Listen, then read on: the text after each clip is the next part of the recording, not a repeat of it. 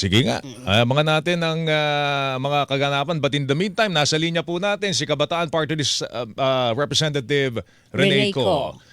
Representative Co, magandang umaga. Si Joel Siweng po ito. Good morning, ma'am. Good morning, Joel Weng. Maraming salamat sa pag-imbita sa programa ninyo. Opo, ano pa? Uy, medyo paus kayo, mama. Oo, Mukhang parang napadebate si ma'am kahapon. Oo, napasaba kayo kahapon dami kahapon. kasing sinabi. Opo, Pero laban naman. good, good. But in the meantime, ma'am, anong recourse ng inyo pong grupo ngayong insufficient, well, masasabi na natin patay sa House Justice Committee. Committee, But oo. meron pa raw pag-asa sa plenaryo. But kung kayo po tatanungin, ano pa ba ang nakikita nyo pong bala ninyo para maisulong po itong impeachment? Well, ayun nga po, nandoon yung nasa plenary, ibig sabihin, yung report na lalabas sa Committee on Justice, pwede pa yan i-overturn ng one-thirds vote. And again, yung prospects nun is something na numbers game as well. 300 plus naman na yung involved dito. But, again, ang sinasabi ko rin po sa mga napakaraming interviews ay the impeachment process is not the monopoly of accountability measures. It is one of the many. For now, pinag-aaralan natin with the complainants kung ano yung next steps natin. But for sure, we hope to take this also on the streets. So kung ano mang mga na-uncover natin, anumang commitments ang nakita nating hindi na-fulfill because of this investigation, kailangan siyang panagutin ng mga taong bayan through public pressure. And at the end of the day, nakita naman natin sa kasaysayan ano yung nagagawa ng public pressure. Dito po nakapag-assert ng greater action yung institutions that otherwise won't budge because of vested interest sa kung anumang posisyon ng kapangyarihan. Yun po muna. Pero of course, in-entertain natin yung whole range ng mga iba pang pwedeng gawin natin. Ma'am, doon sa pag-akit sa plenary ng committee reports, may inaasahan pa ba kayo doon sa possibility na mabaliktad ito? Well, ang na-mention nga po ng complainants kahapon, numbers game din siya. Pero hindi naman kami nawawala ng pag-asa hanggat hindi pa natatapos ang proseso.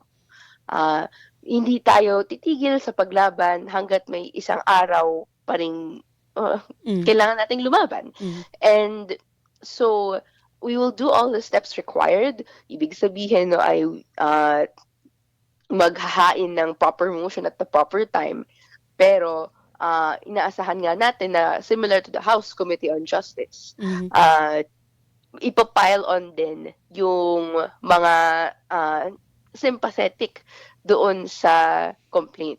And let me emphasize po, Joel and Weng, kahapon ang nangyari noong ito ay binoto na hindi sufficient in substance, ito po ay hindi pagsunod sa House Rules. Sa House Rules, ang nakalagay lang, itutukoy yung recital of facts. And if yung paglahad ng allegation sa complaint ay kung itatagpi-tagpi mo sila, ina-establish niya na may opensa na nangyari, which is betrayal of public trust. Pero nung Tuesday, nagdagdag po ng standard yung House Committee on Justice members, pinagbotohan kasi, na pati yung authenticity ng document attached ay i-examine na. Which is not, at this stage, ginagawa Ginagawa siya sa hearing proper. Pagkatapos, matukoy yung sufficiency of substance. At yun yung reason ultimately kung bakit maraming mga mambabatas ginamit yung argument na kulang yung ebidensya or hindi naman totoo yan, etc. to attack the complaint. And yun po. So, sa tingin natin, ang mga mambabatas kailangan pong bumoto ayon sa konsensya, sa prinsipyo, at even sa patakaran. Oo, yan ang ideal, napaka-ideal niya sinasabi niya bumoto na sa konsensya eh. Pero ma'am, doon sa sinasabi ninyong nabaliwala yung rules o nalabag yung rules on impeachment sa Justice Committee pa lang, kung yung issue ng reckoning date na desisyon ng Korte Suprema, ito ba wala kayong balak na questionin sa kataas-taasang hukuman? Well, sa ngayon, wala akong nakikitang issue sa reckoning date. Okay. Nakalagay sa yung sa rules, jurisprudence. yung sa rules Ito rin po, po ay yung sinasabi po ninyo na sa rules, nalabag yung rules ng Committee on Justice. Okay. Kung usaping reckoning date, kunwari yung 1-year bar rule, so far wala naman, no, dahil properly initiated naman siya sa House Committee on Justice. Ma'am, As to yung sufficiency in substance and yung observation on pag-aaralan pa natin. okay. Kasi, yun nga, unfortunately, may clear na reading tayo sa kung ano yung nangyari na dapat na mangyari sa sufficiency in substance portion at hindi po yun yung nangyari. So, let's see kung ano yung recourses natin. Okay, ma'am, ito lang. When you say public pressure and you will go to the streets, what do you mean? Parang parliamentary of the streets na naman ang mangyayari sa atin. Parang ganun ba, representative ko? So, never naman pong tumigil tayo sa lapit sa kalsada, sa mamamayan, sa mga isyong nakakaapekto sa kanila. So, for now, ina-update namin lahat ng taong bayan sa naging proceedings.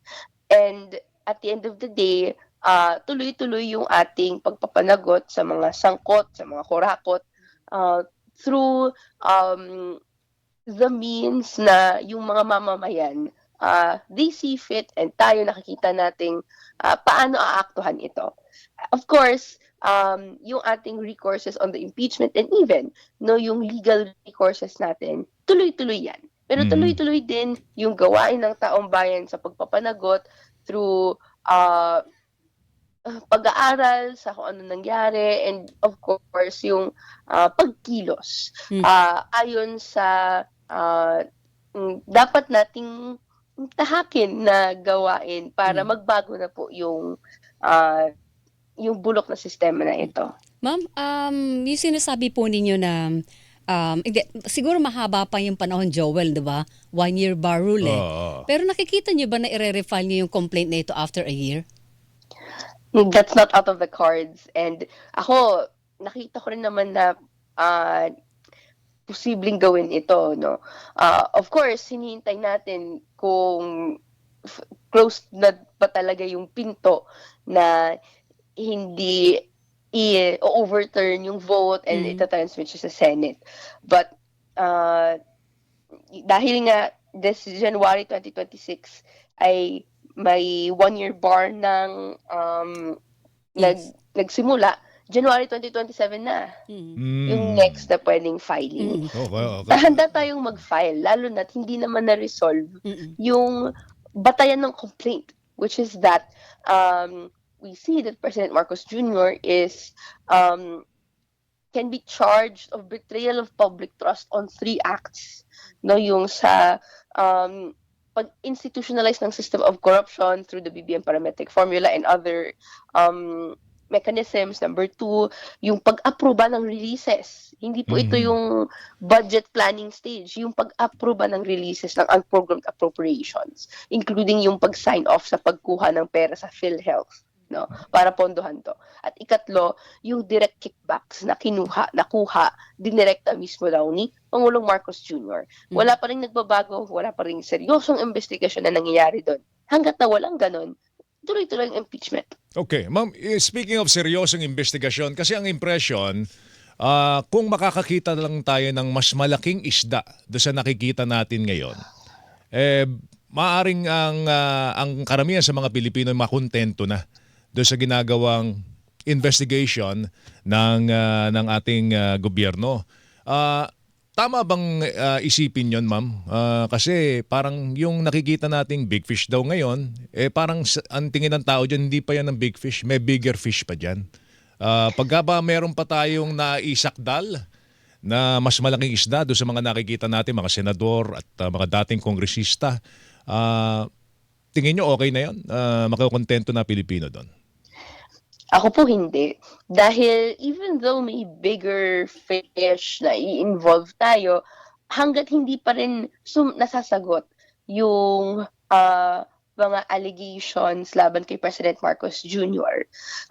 And tuloy-tuloy na pag-iwas sa pagharap nito, meron pa ring tanong yung taong bayan and may yung biggest fish na i-hold accountable natin. So, I think we can expect that reasonably in the next coming times, no, na baka hindi pa sapat yung isa and therefore mag-involve ng ilan pa. Pero parang nag-wave ka ng isang shiny na bagay para hindi mo mapansin, no, yung nagliliwanag sa horizon.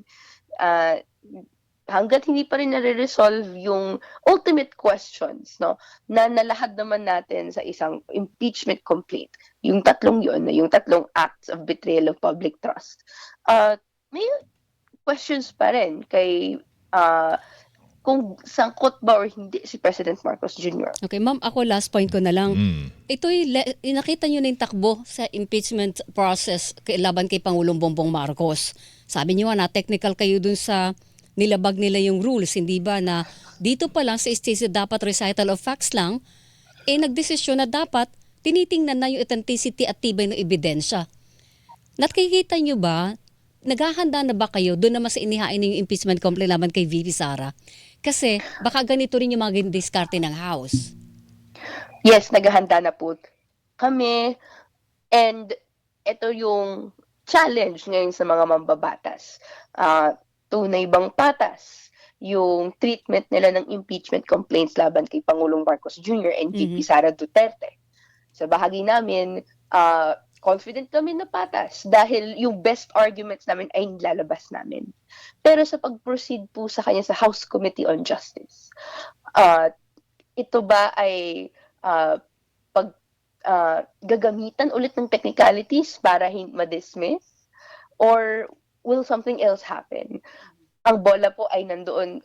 Ang nasa chopping block ngayon, no, ay hindi lang din po yung impeachable officers natin na kailangan mapanagot at malaman at maungkat, no, through hearings, no, impeachment hearings at the Senate, kung gaano kasangkot sila.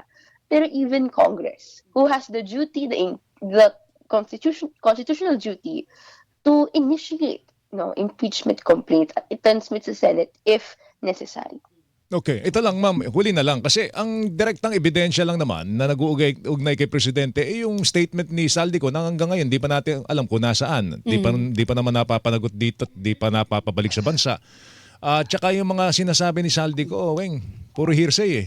Oo. Inabot ko kay ganito, sasabihin abot daw kay Presidente. Parang so Walang direct connect. Walang direct connect ma'am no. Bakit si Presidente pa rin ang pinupuntiryan nitong impeachment complaint po ninyo? Hindi lang po actually si former Representative Zaldico yung nagturo. Nagturo din po si DPWH Undersecretary Bernardo. And in the budget hearings of the Senate, kung saan ay Senator Ping Lacson was able to quote or discuss the DPWH Yusek Bernardo affidavit or testimony, sinabi niya na ito ay inabot sa Office of the President. So, may corroboration yung dalawang testimonies. And again, yung ebidensyang na-present natin sa Acts 1 and 2, no, which is yung sa institutionalization of system of corruption, and then yung UA, at least sa batas, no, meron po talagang involvement ang president. And that's why nga po, confident kami na may ilalabas pang ebidensya as long as na-hurdle sana yung sufficiency in substance portion. Pero unfortunately, at that stage ay pinatay na siya. Nonetheless, tuloy-tuloy naman tayo sa pagpapanagot natin, no? If this information, ipapublicize siya continuously. If yung arguments ay mas mapapaintindi sa mas marami, gagawin natin yun. All the more reason para hindi tumigil na mag-asam ng isang klaseng sistemang bago, hindi na punong-puno ulit ng same memes or ng mga traditional politicians na lang ulit.